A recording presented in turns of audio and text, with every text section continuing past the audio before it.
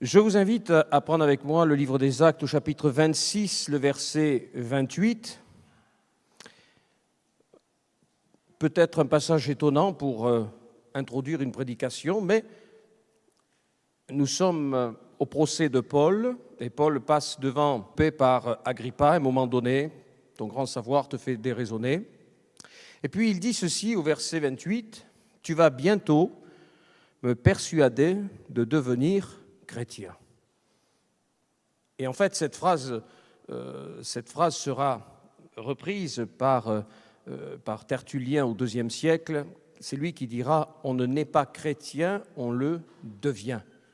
Et on comprend déjà que Agrippa lui-même l'avait compris. « Tu vas bientôt me persuader de devenir ce que je ne suis pas, donc un chrétien. » Au VIe siècle, saint Augustin disait ceci, « Il existe dans le cœur de tout homme un vide immense, et seul l'amour de Dieu peut le remplir. » Et c'est vrai que notre monde est en quête de paix, en quête de joie, d'amour, etc.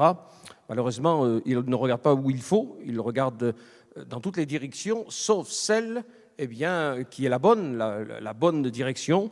Et donc, il n'y a que Dieu qui puisse combler le vide qui est là et qui ne cesse de s'exprimer par toute cette violence, par toute cette perversité et autres. Et c'est l'amour de Dieu. Il existe dans le cœur de tout homme un vide immense et seul l'amour de Dieu peut le remplir. Qu'est-ce qu'un chrétien ? Alors c'est sûr, vous êtes chrétien, mais je crois que c'est toujours intéressant de réfléchir, de raisonner là-dessus. Qu'est-ce qu'un chrétien ? Ce n'est pas une question secondaire, c'est une question à laquelle nous, on doit pouvoir répondre. Vous êtes chrétien, mais c'est quoi être chrétien ? Alors on pourrait rentrer dans de l'argumentation, et l'argumentation biblique, et c'est vrai, mais il faut qu'on puisse définir nous-mêmes être chrétien, c'est, et donner toute une liste, je dirais, pour éclairer celui ou celle qui serait en recherche. On sait que la mauvaise définition des mots produit toujours une mauvaise direction. Si on ne comprend pas le sens d'un mot, si on ne comprend pas le sens d'une ordonnance, etc., on n'ira pas dans la bonne direction. C'est Albert Camus qui disait que mal nommer les choses rajoute des mots, etc., rajoute des souffrances. Eh bien, c'est vrai qu'on a besoin de bien définir ensemble ce que c'est qu'être chrétien. On entend et on a entendu que, pour beaucoup de nos contemporains, on pense de bonne foi qu'on devient chrétien. Être chrétien, devenir chrétien, ce n'est qu'une simple affaire d'opinion. Vous êtes chrétien, oui, comme moi je suis autre chose, etc. Mais on va voir que ce n'est pas le cas. On est chrétien parce que les parents sont chrétiens, ce n'est pas le cas. On est chrétien parce qu'on évolue dans un pays chrétien, dit chrétien, christianisé, ça n'est pas le cas. On est chrétien comme, on adhère à des partis, etc. Et on s'apercevra que ce n'est pas le cas, non. Mais être chrétien, c'est faire un véritable choix de vie. C'est une véritable décision qui engage notre être entier et qui a pour fruit donc un bouleversement dans notre existence. Et c'est bien plus qu'une opinion, c'est bien plus qu'adhérer à une opinion, c'est bien plus qu'une implication culturelle. Oui, mais je suis chrétien parce que on a toujours dans la famille, on a toujours été chrétien. C'est bien plus qu'une affaire sociologique, mais c'est une profonde expérience intérieure qui s'exprime à l'extérieur. La Bible insiste constamment sur l'identité nouvelle du chrétien. Un chrétien, c'est, premièrement, quelqu'un donc qui a expérimenté un changement, une transformation. 2 Corinthiens 5, verset 17, il est question d'une nouvelle créature. Si quelqu'un, vous voyez, c'est conditionné. Si quelqu'un est en Christ, il est une nouvelle créature, les choses anciennes sont passées, voici toutes choses sont devenues nouvelles. Ces derniers temps, on a eu l'occasion de s'arrêter sur ce verset-là. Jean 3, verset 3. Jésus va enseigner Nicodème, le docteur de la loi, sur le fait que c'est la nouvelle naissance. Il dit, Jésus lui répondait, en vérité, je te le dis, si un homme ne naît de nouveau, il ne peut voir le royaume de Dieu. Ce n'est pas comme Nicodème l'a pensé, mais comment un homme qui est vieux peut-il renaître, etc. Non, c'est spirituellement que nous passons par la mort à soi et la régénération, donc la naissance, à cette vie nouvelle. Romains 8, verset 16 nous dit que être chrétien, c'est être un enfant de Dieu. L'Esprit lui-même rend témoignage à notre esprit que nous sommes enfants de Dieu. Donc, nous sommes devenus ce que nous n'étions pas, puisque Jésus dira, eh bien, vous avez pour père le diable, il y a les enfants du diable et il y a les enfants de Dieu. Et l'apôtre Paul dira lui-même, nous étions de leur nombre, et c'est vrai, nous étions fils du diable, mais Christ, la grâce, est venu, et donc nous sommes devenus enfants de Dieu. Mais ça ne s'est pas fait, à notre insu. Nous ne sommes pas devenus chrétiens sans le savoir, mais c'est pleinement conscient que l'on devient chrétien. C'est un engagement, c'est cette vie, on la saisit consciemment, mais ce n'est pas à notre insu que nous devenons chrétiens. Être chrétien, c'est entrer spirituellement dans un monde nouveau. Ça veut dire qu'on découvre en Christ la dimension la plus extraordinaire, la plus exaltante de l'existence. Parce que si on n'a pas tous le même parcours, et si on n'a pas tous ce parcours que quelques-uns ont quand ils témoignent, un parcours rude, dès l'enfance, la maltraitance, l'abandon, etc., en attendant, c'est la découverte, c'est toujours la découverte d'un monde nouveau. Les écailles de nos yeux tombent et nous entrons dans une dimension de vie que nous ne connaissions pas et que nous ne pouvions pas et que nous avons recherché ici-bas, mais que nous ne trouvions pas et que nous ne pouvions pas trouver dans les choses que présente ce monde. L'expérience chrétienne n'est pas seulement un changement de religion. Certains, il est devenu chrétien. Il est passé de l'islam au catholicisme. Il est devenu chrétien. Oui, mais ça ne veut pas forcément dire qu'il est chrétien biblique. Oui, c'est toujours ça. C'est un chrétien biblique, c'est-à-dire un chrétien selon l'enseignement donné par la parole de Dieu. Être chrétien, ce n'est pas adhérer à quelques valeurs morales, même dites spirituelles. Non, c'est plus que ça. Selon la Bible, la conversion à Jésus-Christ, l'apôtre Paul dira aux Thessaloniciens, comment vous vous êtes convertis à Dieu. On se convertit à Jésus-Christ. Et cette conversion à Jésus-Christ ouvre les yeux de l'homme sur la réalité invisible supérieure à notre réalité. Nous découvrons cette réalité de Dieu et du royaume de Dieu et ça subjugue toute chose, ça transcende toute chose, ça nous fait oublier ce que nous avons pu connaître, les chemins par lesquels nous avons pu passer. Et c'est pour ça que la Bible dit, nous avons tout trouvé, nous avons tout pleinement en Jésus-Christ. C'est vraiment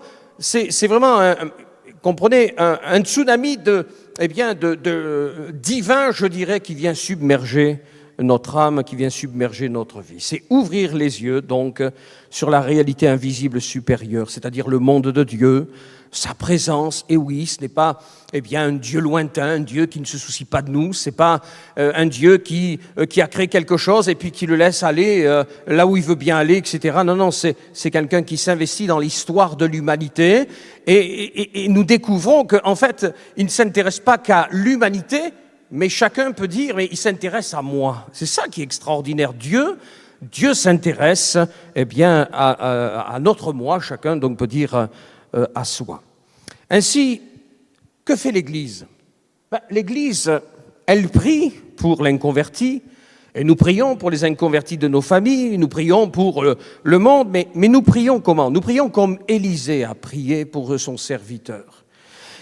Dans 2 Rois 6, 17, Élisée pria et dit « Éternel, ouvre ses yeux pour qu'il voie. » Et l'Éternel ouvrit les yeux du serviteur qui vit. Et nous prions ainsi, l'Église prie ainsi. Seigneur, mais ouvre les yeux des membres de nos familles qui ne sont pas convertis afin qu'ils voient au quotidien ce que nous voyons, ce que moi je vois de ta grâce, de ta miséricorde, de ta patience. Et l'Écriture dit que ta patience, ô Éternel, ta patience, ô Jésus, c'est notre salut. Alors on découvre tout ça et on prie, on intercède. Mais Seigneur, ouvre-lui les yeux, ouvre-leur les yeux. Mais malheureusement, le monde ne veut pas, mais on voit que, individuellement, la pêche à la ligne, c'est l'évangélisation, c'est aujourd'hui la pêche à la ligne. Eh bien, gloire à Dieu, il y a quand même des âmes dont les écailles des yeux tombent et ils découvrent ce que nous vivons. Jean Calvin disait que la foi est comme une paire d'yeux par lesquels nous contemplons le royaume de Dieu. Nous étions étrangers, Paul dit, nous étions étrangers, nous ne connaissions pas ça, nous ne pouvions pas le comprendre, nous ne pouvions pas le saisir, nous ne pouvions pas espérer une quelconque grâce, de toute façon nous n'y croyions pas. Mais quand notre cœur a été vivement touché, comme à la prédication de l'apôtre Pierre au début, la continuité logique de la Pentecôte, notre cœur a été vivement touché, nous avons crié, non pas aux hommes, mais nous avons crié à Christ, « Oh Jésus !» Sauve, nous périssons, ou même, ô Jésus, mais que faut-il que je fasse pour être sauvé? Et le Saint-Esprit nous a montré Golgotha, le Saint-Esprit nous a montré l'amour de Dieu manifesté à Golgotha, et nous a montré ensuite le tombeau de la résurrection, et nous a montré l'ascension de Christ, la glorification, et le fait qu'il nous prépare une place dans son ciel de gloire. Être chrétien, c'est regarder au-delà des choses. On sait que tout n'est pas là, on va en parler dans un instant, mais toute réalité n'est pas là. Ce monde est passager, ce monde ne fait que passer. Et nous-mêmes, l'Écriture dit que nous ne sommes qu'une vapeur qui paraît pour un instant et disparaît. Alors, être chrétien, c'est regarder au-delà des choses, au-delà des apparences, vers la vie totale, la vie avec un grand V. Oui, parce que l'essentiel, c'est pas ce que nous vivons ici-bas. L'essentiel, c'est ce qui nous est préparé là-haut. L'essentiel, c'est d'avoir son nom inscrit dans le livre de vie. L'essentiel, c'est qu'au moment de l'instant de la mort physique, que ce soit jeune ou vieillard, c'est que nous ayons l'assurance, la certitude que l'instant qui suit la mort physique, que Jésus m'accueille par cette parole, entre dans la joie de ton maître, bon et fidèle serviteur. Devenir chrétien, c'est prendre conscience que le monde que nous appréhendons avec nos sens, ce monde-là n'en est qu'un aspect, de toute la réalité. Nous nous débattons dans ce monde, nous vivons, nous évoluons tant bien que mal. Dans ce monde, nous faisons tout ce qu'il faut pour être heureux, pour être bien, pour être dans la joie, etc., etc. Mais la Bible nous dit qu'il y a deux mondes. Il y a le visible et il y a l'invisible. Et ce n'est pas parce que c'est invisible que ça n'existe pas. Ce n'est pas parce que c'est invisible que c'est moins puissant, moins glorieux que ce qui est visible. Au contraire, c'est ce qui est visible qui est passager. Ce monde est passager. Cette réalité, va passer. L'Écriture parle, je n'ai plus la référence, mais c'est dans l'Apocalypse, l'Éternel qui roulera la terre comme un manteau. Mais tout ça, c'est passager. La réalité, elle est dans le royaume de Dieu. Jean 15, verset 19. Jésus dit, aux chrétiens, il dit, si vous étiez du monde, un chrétien n'appartient plus à cette réalité-là. Mais je vais expliquer, on n'est pas mystique. Si vous étiez du monde, le monde aimerait ce qui est à lui. Mais parce que vous n'êtes pas du monde et que je vous ai choisi du milieu du monde, à cause de cela, le monde vous hait. C'est-à-dire que nous sommes enfants du monde, mais parce que Jésus est venu dans notre vie, le monde nous rejette. Le monde, alors bien sûr, on le sent moins, nous en France, on a la liberté du culte, mais je répète, c'est plus de 86 pays sur notre terre où l'Église est violemment réprimandée, persécutée à cause de sa foi en Jésus. Éphésiens 2, verset 6, « Il nous a ressuscités ensemble et nous a fait asseoir ensemble dans les lieux célestes en Jésus-Christ. » Un chrétien, c'est quelqu'un qui est assis avec Christ dans les lieux célestes. Il est dans cette position, être assis, c'est le repos. Dans cette position sereine, un chrétien spirituellement est assis dans les lieux célestes. Matthieu 6, verset 20, Jésus dit, un chrétien c'est ça, amassez-vous des trésors dans le ciel où la teigne et la rouille ne détruisent point et où les voleurs ne percent ni ne dérobent. Donc la Bible enseigne que le chrétien vit simultanément dans deux mondes. Nous avons l'exemple du mauvais riche dans Luc 16. Le mauvais riche, lui, il n'a vécu que pour le monde. Et quand le temps fut là pour lui, eh bien, que le glaçonna et qu'il devait passer dans l'au-delà, c'est-à-dire la continuité logique de son existence ici-bas, les tourments éternels, voilà, lui, il a vécu pour les choses d'ici-bas. Mais on comprend que Lazare, oui, a vécu dans les deux mondes. Lazare n'est pas sauvé parce qu'il était miséreux et qu'il était malade. Non, il est sauvé parce qu'il avait la foi. Et donc, si Lazare se retrouve avec Christ dans le sein d'Abraham, plutôt dans le sein d'Abraham pour l'instant, à ce moment-là, c'est parce que justement, il avait la foi. Donc, il a vécu dans les deux mondes. Et ce qu'il nous faut, c'est nourrir notre foi. La foi, on ne la nourrit pas des choses d'ici-bas, mais la foi, on la nourrit des choses du royaume de Dieu. Nous évoluons, nous vivons dans deux dimensions, cette réalité et le monde spirituel.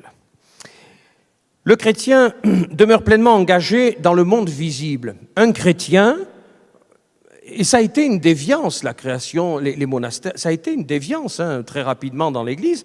Le Seigneur ne nous a jamais demandé de nous terrer dans des grottes pour que le monde ne nous touche pas.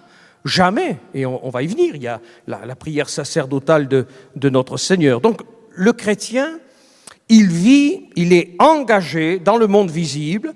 Il a, avec toutes ses responsabilités familiales, professionnelles, sociales, et à ça, son témoignage à rendre à Christ. On n'est pas appelé, à demeurer, aller se cacher sur des îles désertes, on aimerait bien, mais c'est pas le cas. Et Seigneur, Jésus a dit, Jean 17, 15, il dit à son Père, je ne te prie pas de les ôter du monde, mais de les préserver du mal. Donc, nous sommes appelés à vivre dans le monde, non pas, si je dis du monde, je ne parle pas du salaire, je parle des plaisirs de ce monde, mais nous sommes appelés à vivre dans ce monde, à vivre notre vie de famille, etc., dans ce monde, mais nous n'appartenons plus à ce monde, nous ne vivons plus des plaisirs de ce monde, tout cela, comme Paul le dira, tout cela je le regarde comme de la boue, et tout cela on n'en veut plus, parce qu'on sait combien cela a été liant, combien cela a été douloureux pour nos vies, mais par la foi, on appartient au monde invisible, au royaume de Dieu. Nous sommes dans cette réalité, mais nous marchons par la foi, dit l'Écriture, donc nous appartenons au royaume de Dieu. Alors pourquoi est-ce que nous devons rester dans le monde ? C'est une question, ça aussi, mais ce serait tellement formidable qu'au moment de la conversion, une conversion véritable, le Seigneur nous prend. Ça aurait été formidable, ça, mais pourquoi passer absolument par la mort physique ? Pourquoi vivre même au milieu de ce monde ? Seigneur, mais la conversion, on se convertit, et puis on est bien converti, et puis tu nous prends. Oui, ça aurait été extraordinaire, mais pourquoi est-ce qu'il nous faut demeurer ? Pourquoi est-ce que Jésus veut que l'on soit des pèlerins sur cette terre ? Parce que la volonté de notre Dieu est que nous travaillions au salut des âmes. Nous sommes sauvés pour voir les autres être sauvés. Dans 1 Corinthiens 5, verset 9, « Je vous ai écrit dans ma lettre de ne pas avoir des relations avec les impudiques, non pas d'une manière absolue, avec les impudiques de ce monde, ou avec les cupides et les ravisseurs, ou avec les idolâtres. Autrement, il vous faudrait sortir du monde. » Mais le Seigneur ne nous demande pas de sortir du monde. Il nous demande de leur parler de l'amour de Jésus-Christ, il nous demande de leur parler de la justice de Dieu, il nous demande de leur parler de l'Évangile, tout simplement, donc de la manifestation de l'amour et de la grâce de Dieu. Donc, pourquoi est-ce que nous restons dans le monde ? Nous restons parce que Jésus a fait de nous le sel de la terre. Ça veut dire que le sel, là où le chrétien est, je crois que quand on est bien attaché à Christ, il peut nous utiliser pour avoir ce rôle-là de purificateur. Je me rappelle j'avais contacté, quand j'avais fait une étude sur l'arbre l'olivier, j'avais contacté un ébéniste, un pépiniériste. Et puis, il m'avait dit, mais vous savez, quand on plante un olivier dans le jardin, il bouleverse son environnement. Ça change tout, un olivier. Ben, un chrétien, c'est ça. Le Seigneur, il plante, nous sommes des oliviers, l'onction d'huile, etc. Il plante son olivier et ça change l'environnement. Et il faut que nous soyons tels. Seigneur, je veux être cet olivier planté là, eh bien, dans ta maison, mais planté là dans le monde, et afin que j'ai un impact sur mon environnement. Nous sommes aussi la lumière du monde. Et il est dit que la lumière, eh bien, on ne la cache pas, on ne la dissimule pas. Et le Seigneur n'a pas voulu dissimuler les lumières que nous sommes les uns les autres, mais il a voulu que nous brillions dans le monde. Alors donc, eh bien, c'est pour ça qu'il nous laisse dans ce monde. Les chrétiens sont appelés à vivre dans le monde sans appartenir. Et c'est vrai qu'on a peut-être des fois un peu de mal à le réaliser ou à le vivre pleinement, mais nous n'appartenons plus, 1 Corinthiens 6, 19 et 20, vous n'appartenez plus à ce monde, nous ne lui appartenons plus, mais nous appartenons à Christ qui nous a rachetés à un très grand prix. Donc le chrétien n'appartient plus au monde, mais il vit toujours dans le monde, mais il ne côtoie plus les choses du monde qui faisaient partie de sa vie, de son quotidien avant la croix. Mais nous sommes comme Paul. Et Paul nous donne le témoignage de ce que c'est qu'un chrétien dans le monde, Galates 2, verset 20. J'ai été crucifié, et ailleurs il dira qu'il a été crucifié à ce monde, j'ai été crucifié avec Christ, et si je vis, ce n'est plus moi qui vis, c'est Christ qui vit en moi. Si je vis maintenant dans la chair, je vis dans la foi au Fils de Dieu qui m'a aimé et qui s'est livré lui-même pour moi. Donc nous sommes ainsi, Paul nous montre l'exemple, nous sommes, donc notre nom est inscrit dans le livre de vie, spirituellement je suis assis avec Christ dans les lieux célestes, mais humainement je suis au milieu des hommes et je marche au milieu des hommes, je travaille au milieu des hommes, mais je n'appartiens plus à ce monde, j'affectionne mon plaisir, comme dira le roi David, ou même l'apôtre Paul aux Colossiens, mes affections vont vers les choses du royaume de Dieu, et non plus vers les choses d'ici-bas. Ce n'est plus moi qui vis, c'est Christ qui vit en moi. C'est ça la définition d'un chrétien. Donc nous vivons dans ce monde, et nous vivons dans ce monde non pas comme nous le faisions avant la croix, c'est-à-dire sans aucune lumière, mais nous vivons dans ce monde à la lumière des choses célestes, je dirais, à la lumière des réalités invisibles. Il est dit dans 2 Corinthiens 4, verset 18, « Nous ne regardons pas aux choses visibles, mais à celles qui sont invisibles. » C'est quand même extraordinaire. Imaginez-vous, l'inconverti vous dit « C'est quoi être chrétien ?» Et vous en arrivez là, à ce point-là, et vous lui dites « Je ne regarde pas aux choses visibles, mais je regarde aux choses invisibles. » Il faut l'expliquer, ça. Quand il dit que Moïse marchait en ayant les yeux fixés sur celui qui est invisible. C'est dur à entendre.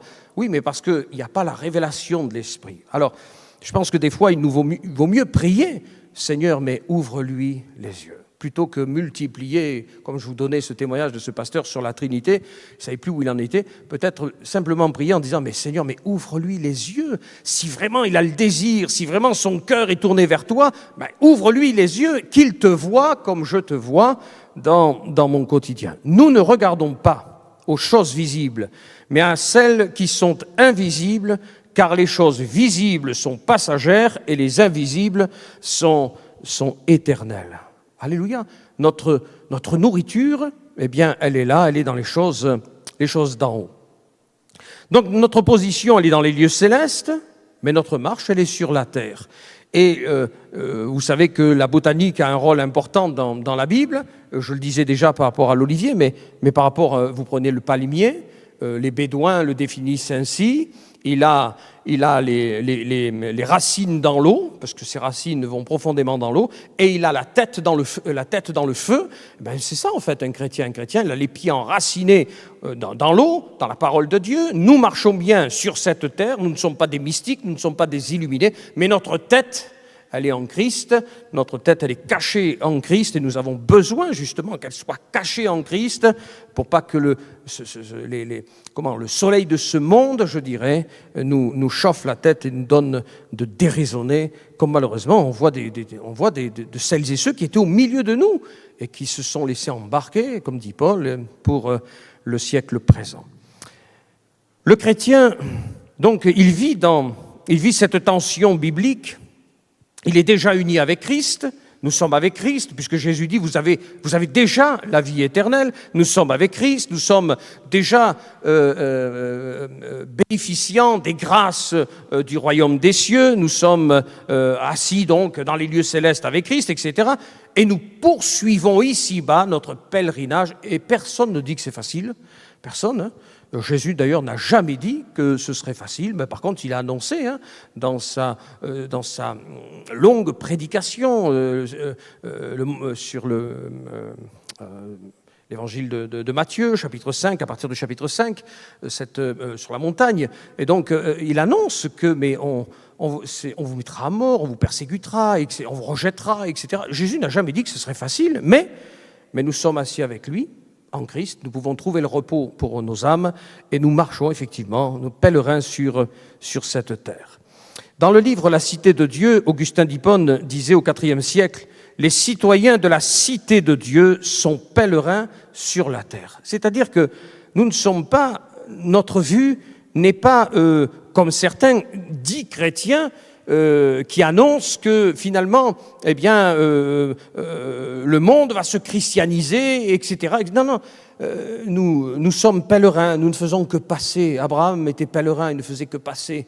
Et nous ne faisons que passer sur cette terre. Et nous, comme dit le cantique, nous marchons avec un but précis. Nous marchons vers le ciel. Nous marchons vers le ciel, mais nous ne sommes pas appelés à envisager, à espérer que les choses durent de plus longtemps pour qu'on reste ici-bas. L'apôtre Paul dira, mais je suis pressé, oui, des deux côtés, de partir avec Christ. Mais il n'y a qu'une raison qui veut que l'on reste, c'est pour le salut des hommes. Et l'apôtre Paul dit, je suis pressé de deux côtés, je suis pressé de partir, ce qui est le meilleur, il le dit. Mais il regarde derrière et il dit, non, mais il y a tout ça encore à sauver. Donc, ce qui nous retient, ce n'est pas le plaisir d'être dans le monde, c'est le salut des âmes, en fait. Mais si le Seigneur nous dit « Entre dans la maison de ton maître », nous entrons avec joie, avec zèle, avec hardiesse, parce que le meilleur, il est là. Donc, il y a deux mondes, le visible et l'invisible, mais sans la chute dans le jardin d'Éden, ces deux mondes n'en formeraient qu'un. Si nous étions restés purs, l'univers visible ne serait que le reflet, je dirais, de la réalité, des réalités éternelles que nous ne pouvons pas saisir par nos yeux, que nous ne pouvons pas toucher, saisir par nos sens. Être chrétien, c'est découvrir que notre existence, elle s'inscrit dans un dessein divin. La question que les philosophes n'arrivent pas à éluder, c'est qu'est-ce que nous faisons sur cette terre? Pourquoi il y a juste ce globe-là, dans l'immensité de l'univers, pourquoi il n'y a que ce globe où il y a de la vie?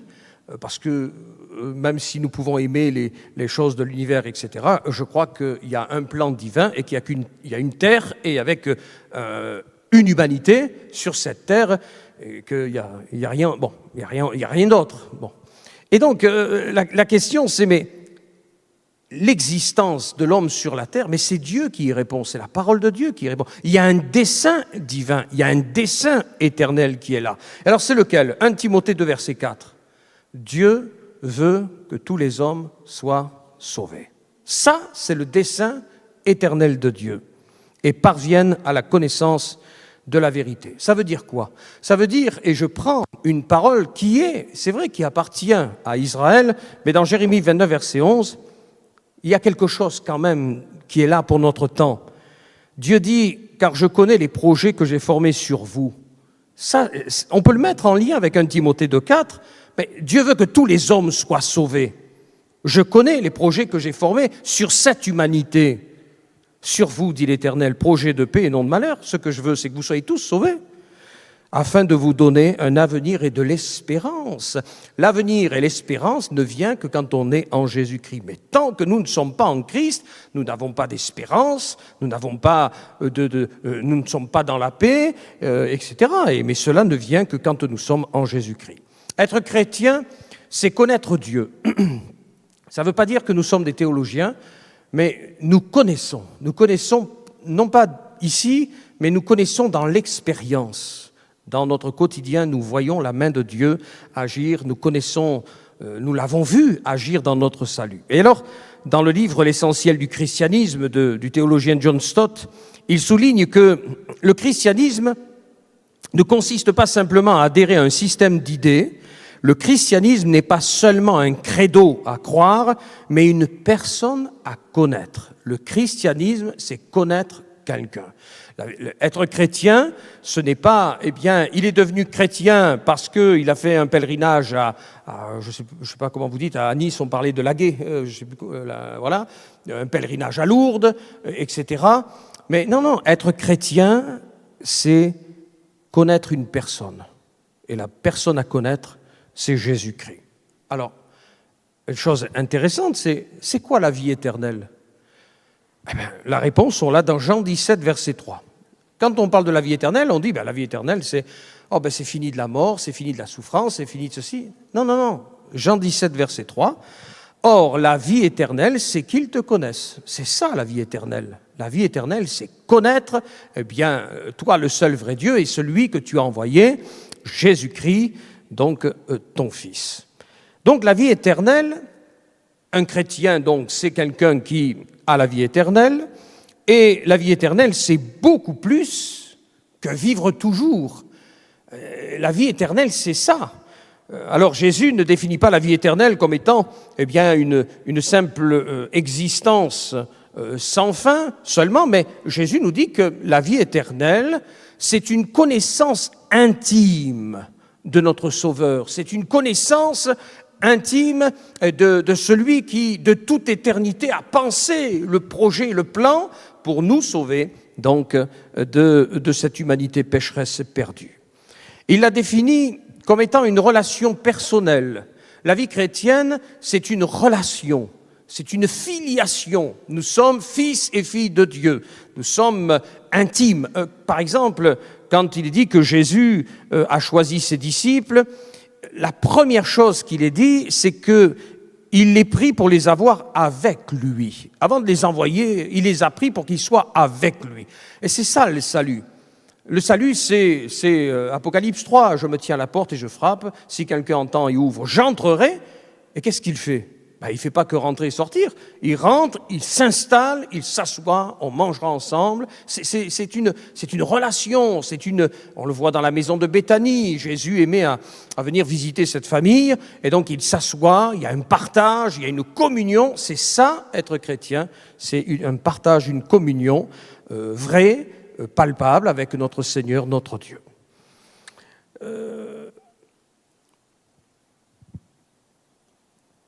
C'est la connaissance donc de notre Sauveur.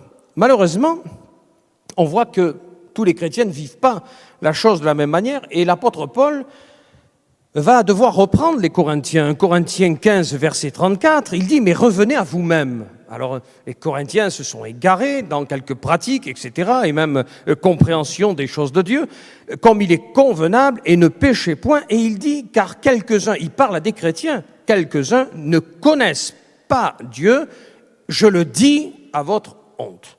Donc, ça arrive que des chrétiens aient perdu de vue la connaissance de Dieu, mais la vie éternelle. Alors, il y a toujours vous pouvez discuter peut-être même avec... Alors, c'est déjà arrivé avec des rétrogrades, c'est toujours étonnant. Les rétrogrades, ils ont toujours... Non, mais moi, j'aime le Seigneur, et puis, de toute façon, s'il vient, je suis sauvé. Oui, non, mais la connaissance, la vie éternelle, c'est la connaissance intime de notre Sauveur. Et si je connais Jésus, si j'aime Jésus, j'aime sa parole, j'obéis à sa parole, etc. Alors... ne connaissent pas Dieu, je le dis à votre honte. Matthieu 25, 11, c'est Jésus là qui dira ceci. Plus tard, les autres vierges vinrent et dirent « Seigneur, Seigneur, ouvre-nous ». Mais il répondit « Je vous dis en vérité, je ne vous ai jamais connu ». Là, c'est lui qui dira « Je ne vous ai jamais connu ». Matthieu 7, verset 22, plusieurs me diront ce jour-là, Seigneur, Seigneur, n'avons-nous pas prophétisé en ton nom? N'avons-nous pas chassé des démons par ton nom? Et n'avons-nous pas fait beaucoup de miracles par ton nom? Alors je leur dirai ouvertement, je ne vous ai jamais connu. Retirez-vous de moi, vous qui commettez l'iniquité. Donc il y a une distinction importante à faire, une distinction essentielle entre connaître Dieu et connaître des vérités sur Dieu.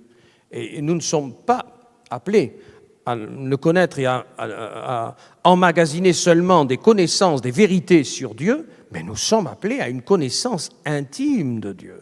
Et c'est pour ça que Jésus, quand il enseigne la prière, il dit « Quand tu entreras dans le lieu secret ».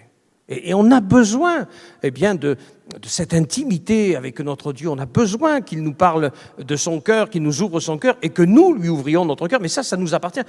Quelqu'un m'a contacté ces derniers jours pour me dire, mais sur un sujet dans la prière, sur le thème de la prière, et me disait, mais est-ce que je peux prier de telle ou telle manière? Dans le lieu secret, il n'y a aucune barrière. Dans un culte public, il y a des règles. Mais dans le lieu secret, je suis seul avec Christ, Christ avec moi, c'est un cœur à cœur, c'est un face à face. On n'a même pas à savoir ce qui se passe, c'est entre lui et nous, nous et lui.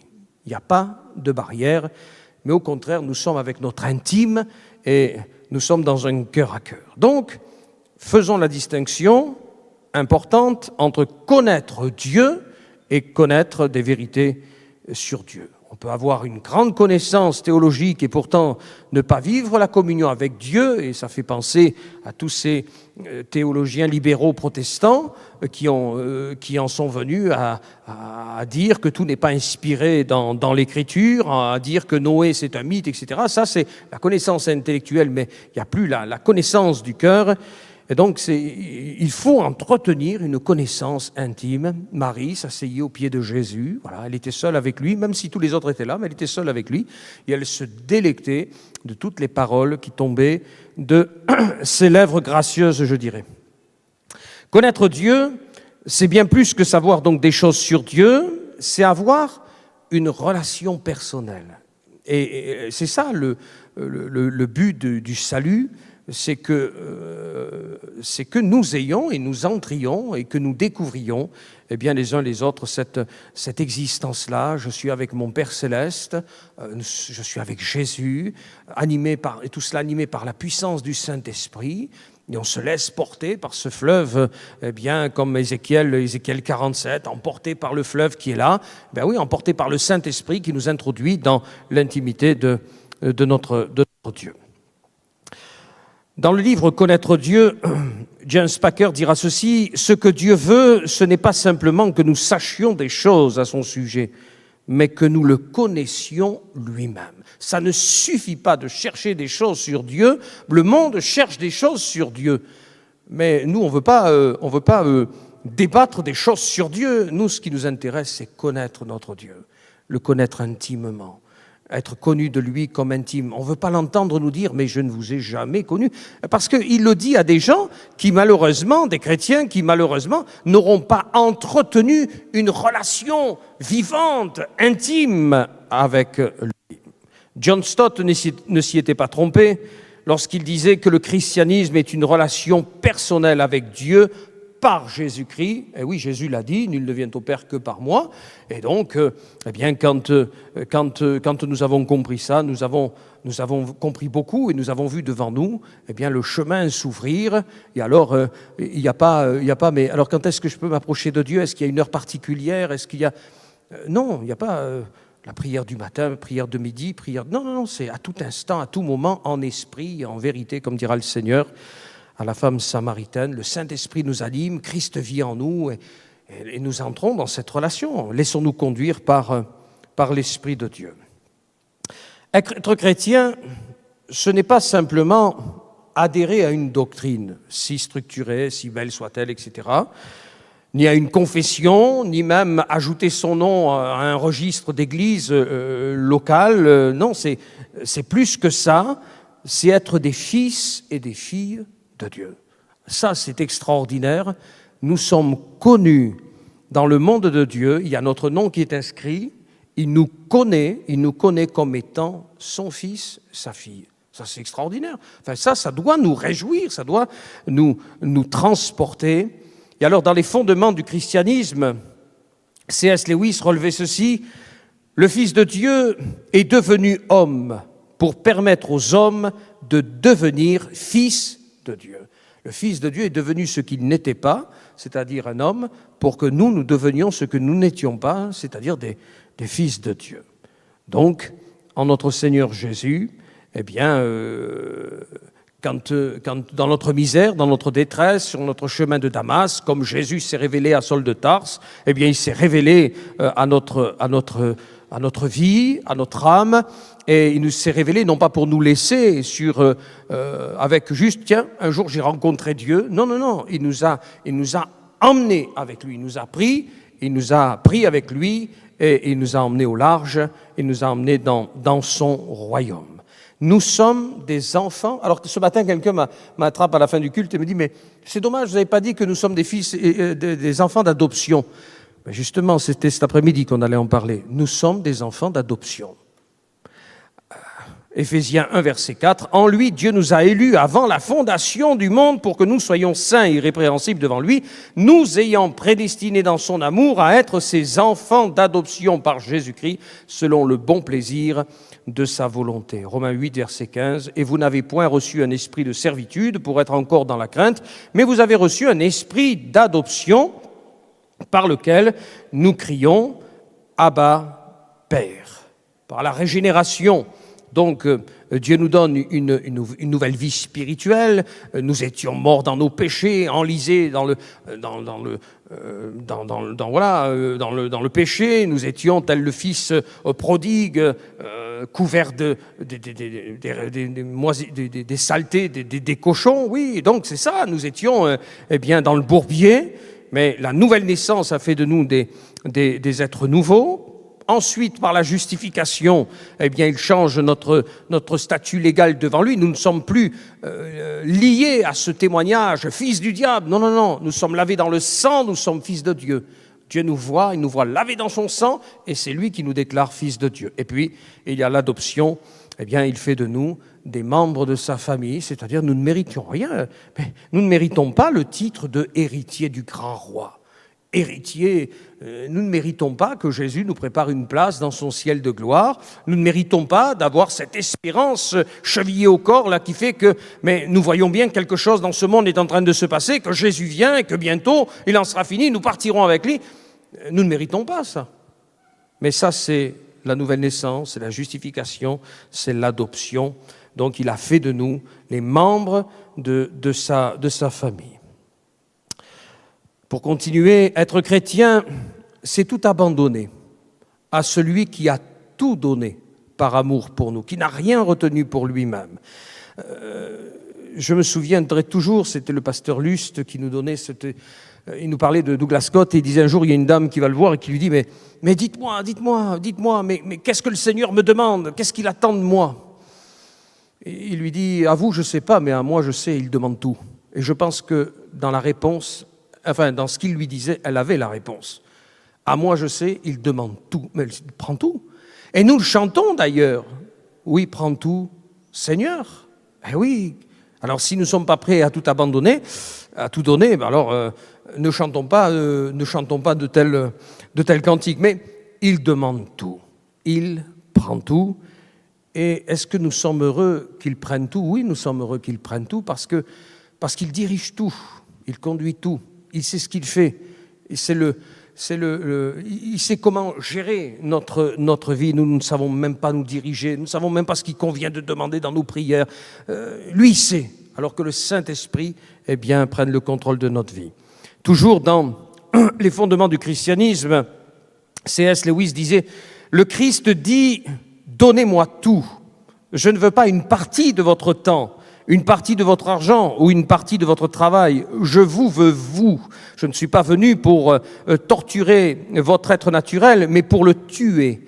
Aucune demi-mesure n'est valable. Je ne viens pas émonder une branche ici ou là. Je veux que l'arbre tout entier soit abattu. Je ne veux pas plomber ou couronner une dent après l'avoir forée à la roulette, mais je veux l'extraire. Livre-moi tout ton être naturel et les désirs que tu penses innocents, aussi bien que ceux que tu reconnais coupables. Tout, je te donnerai alors un nouveau moi en échange. En fait, je me donnerai moi-même, ma propre volonté deviendra la tienne. Et c'est ça, être chrétien, eh bien, c'est plus moi, Seigneur. C'est plus moi pour moi, mais c'est toi pour moi. C'est, oui, prends tout, Seigneur, oui, parce que tu sais ce que tu fais, et moi, je ne sais pas, eh bien, même gérer notre vie, gérer notre temps. Un frère me disait, j'avais plus envie de venir, je ne sais plus comment il m'a expliqué ça, aux réunions. Bon, alors donc j'ai eu du travail. Et aujourd'hui, je voudrais revenir, mais j'y arrive plus. Eh oui, la gestion du temps. Si on ne le confie pas au Seigneur, il y en a un autre qui va s'en charger de notre temps. Et il trouvera le moyen de nous occuper pour qu'on ne vienne plus à l'église, etc. Être chrétien, ce n'est pas une amélioration de soi, et c'est Billy Graham qui résumait souvent donc la nouvelle naissance de la manière suivante: Dieu ne vient pas simplement améliorer votre vie, il vient vous donner une vie complètement nouvelle. C'est ça, être chrétien. Être chrétien, ce n'est pas, comme j'ai pu l'entendre, j'étais à Libourne, il y avait l'église de Momentum, et puis une jeune famille, à un moment donné, a décidé d'aller rejoindre l'église de Momentum, et l'argument, c'était « ça nous correspond mieux ». Mais ce n'est pas un argument, ça. Enfin, ça ne tient pas la route. Est-ce que tu es conduit de Dieu? Est-ce que c'est une direction de l'Esprit de Dieu? Est-ce que tu sens est-ce que le Seigneur, tu vois l'empreinte des pas devant ton chemin? Est-ce que, comme David, tu entends que l'Éternel marche dans les hauteurs, tu entends le bruit de ses pas dans la cime des arbres? Ah non, en fait, c'est l'ambiance. Mais un chrétien, ce n'est pas dans l'ambiance. Un chrétien, c'est quelqu'un qui est conduit, dirigé par l'Esprit. Être chrétien, et on terminera là, c'est devenir l'habitation de Dieu. La conversion, ce n'est pas une amélioration morale, ce n'est pas un manteau, revêtir un manteau de spiritualité avec quelques actes liturgiques, etc. Ce n'est pas une adhésion intellectuelle, comme on l'a dit, à une doctrine. Mais être chrétien, c'est voir Dieu tout transformé. Je ne sais pas si vous vous rappelez votre conversion, mais quand le Seigneur vient, il transforme tout, il bouleverse tout, il renverse tout, et il reconstruit. Il construit quelque chose de neuf, quelque chose de nouveau.